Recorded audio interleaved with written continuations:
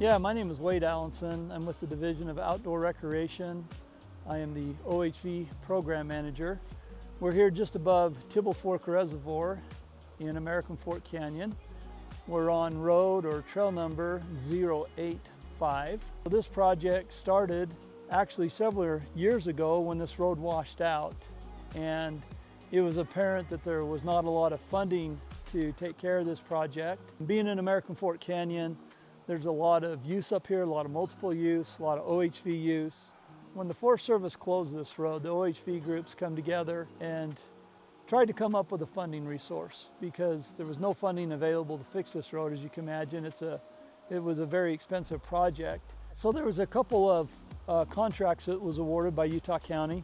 One company came in first, and as you can see, the rock baskets here, they had to come in and build out the road, and they drilled in these drill stills in it 24 feet, and then they built the road out. So then after that was done, they brought in rock to secure it, and then another company came in and they finished off the grade to the road. The repairs here are more of a permanent fix. As you can see, this repair is going to be around for a lot of years to come. And there's a lot of people that's got a lot of history in using this road. And I'm sure there's a lot of people with Utah County right below us that want to come up for a first time and recreate. Well, I hope that the community understands where the funding for this came from. Part of the funding came from ORI grant, and that was about $500,000, and about $400,000 came from the state of Utah OHV program.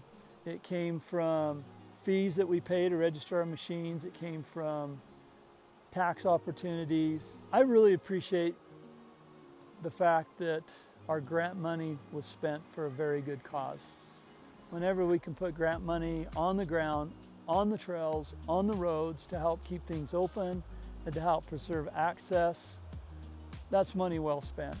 And we gotta really take our hats off to the OHV groups that was prodding along this. This is a great example of federal government coming together, state, county, and most importantly, user groups all coming together, focused on a single project to keep access open so that we can all come up here and enjoy these opportunities.